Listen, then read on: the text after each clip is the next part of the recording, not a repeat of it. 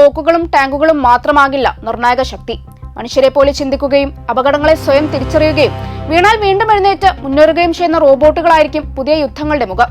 മഞ്ഞുമൂടിയ പർവ്വത നിരകളിലും ഓക്സിജൻ പോലും കുറവുള്ള അതിർത്തി മേഖലകളിലും ഇന്ത്യൻ സൈനികർ ഇന്ന് നേരിടുന്ന ഏറ്റവും വലിയ വെല്ലുവിളി ശത്രുവിനെ മാത്രമല്ല, മറിച്ച് പ്രകൃതിയെയും അതിജീവിക്കുക എന്നതാണ്. ആയുധങ്ങളും വെടിമരുന്നുകളും മെഡിക്കൽ ഉപകരണങ്ങളും ചുമന്ന് കുത്തനെയുള്ള മലനിരകളിലൂടെ കിലോമീറ്ററുകൾ സഞ്ചരിക്കേണ്ട അവസ്ഥ സൈനികരെ ശാരീരികമായി തളർത്തുന്നു.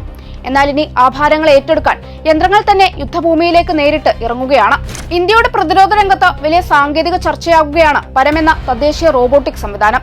ബംഗളൂരു ആസ്ഥാനമായുള്ള ജനറൽ ഓട്ടോണമി വികസിപ്പിച്ച ഈ അത്യാധുനിക റോബോട്ടിക് കോവർ കഴുത ഇപ്പോൾ ഇന്ത്യൻ സൈന്യം അതിർത്തി മേഖലകളിൽ പരീക്ഷിച്ചു വരികയാണ്. സാധാരണ യന്ത്രങ്ങളെ പോലെ വെറും ചരക്ക് വഹിക്കുന്ന ഉപകരണമല്ല ഇത്. പാറക്കെട്ടുകൾ കയറാനും മഞ്ഞുപാളികളിലിടയിലൂടെ സഞ്ചരിക്കാനും 1 മീറ്റർ വരെ ഉയരത്തിൽ ചാടാനും മറിഞ്ഞു വീണാൽ സ്വയം എഴുന്നേറ്റ് വീണ്ടും മുന്നേറാനും കഴിയുന്ന രീതിയിലാണ് പരം രൂപകൽപ്പന ചെയ്തിരിക്കുന്നത്. ആർട്ടിഫിഷ്യൽ ഇന്റലിജൻസും സ്വയംഭരണ സാങ്കേതിക വിദ്യകളും ചേർന്ന ഈ റോബോട്ടിക് സംവിധാനം ഭാവിയിലെ യുദ്ധങ്ങളുടെ രൂപം തന്നെ മാറ്റിമറിക്കുമെന്നാണ് പ്രതിരോധ വിദഗ്ധരുടെ വിലയിരുത്തൽ. മനുഷ്യ സൈനികരെ പിന്തുടർന്ന് സ്വയം സഞ്ചരിക്കാനോ റിമോട്ട് വഴി നിയന്ത്രിക്കാനോ കഴിയുന്ന പരം ഭാവിയിലെ യുദ്ധരംഗങ്ങളിൽ ഇന്ത്യൻ സൈന്യത്തിന്റെ നിർണായക ശക്തിയായി മാറുമെന്ന വിലയിരുത്തലാണ് പ്രതിരോധ വിദഗ്ധർ നടത്തുന്നത്.